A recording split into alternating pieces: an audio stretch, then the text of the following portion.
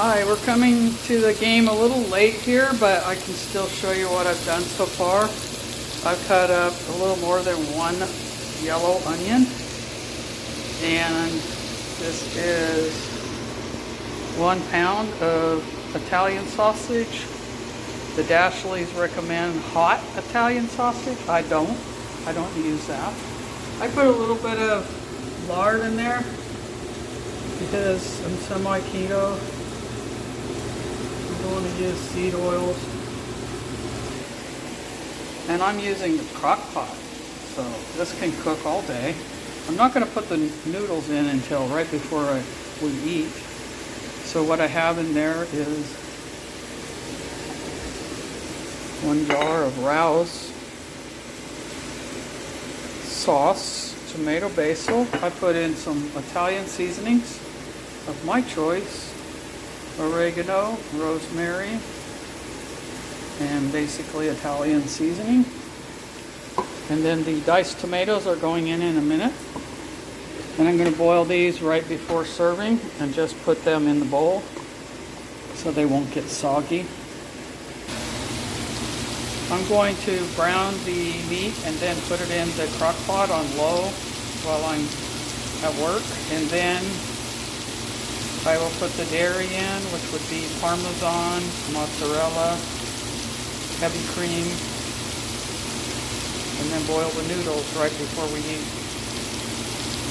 Doesn't that sound good? It smells wonderful. So even though I'm getting the recipe from the DashleyKitchen.com, I am adapting it to our lifestyle, which means we want to use the crock pot, and that's just how we're going to do it. And Ashley and Dallin worked very hard to perfect these recipes, so I'm going to follow it to the T. She's the one that suggested boiling the noodles at the last minute and putting those broken up al dente noodles into the bowl, and then the lasagna soup on top.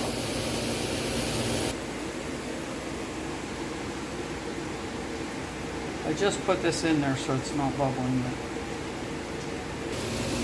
I'm using just over medium heat to brown everything. Like I said, I put the garlic in the crock pot. I probably should have put it in here to bring out more garlic flavor, but I'm sure we're going to still have a wonderful meal. Okay, so I just glanced at the recipe again. You got to forgive me. I'm a great grandma, and I've been cooking since 1962. So sometimes I add my own whatever pizzazz. So no, I did not use butter here. I would have if I would have read the recipe right before I put this together. So we do have lard in there instead of butter. And also we're going to be adding cottage cheese, like the recipe calls for. And one more thing. My husband recently passed away, but he always wanted me to put olives in everything. So in his honor, I'm going to put a few of these in at the end, right when I'm putting the noodles in the bowl. Because I notice when I cook with olives, it makes things saltier than I like. So there you go. So as you also know, here, the meat's in there now. It's going to go on a slow simmer for about 3 or 4 hours. Because I'm a grandma and I gotta go downtown. We're on a low. The Dashleys recommend just cooking it on top of the stove for 10 minutes. I'm old school, and we cook pork until it's thoroughly cooked. That's just my thing. It's a boomer thing, I guess.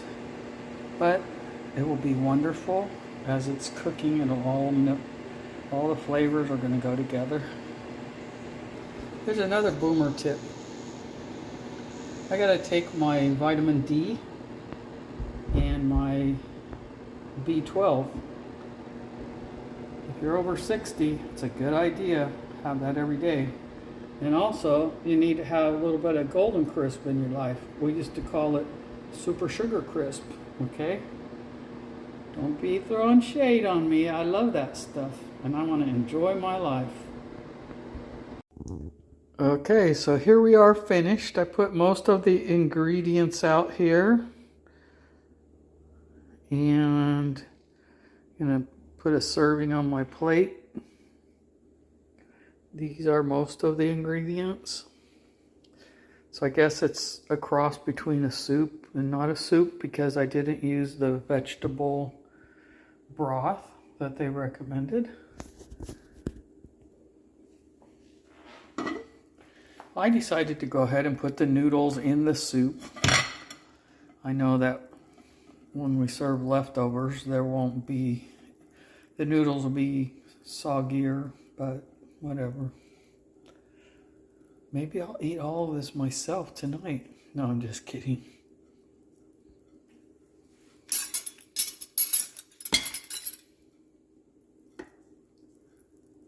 Yeah. The mozzarella and the parm are melted. The olives are in there. I just put them in there.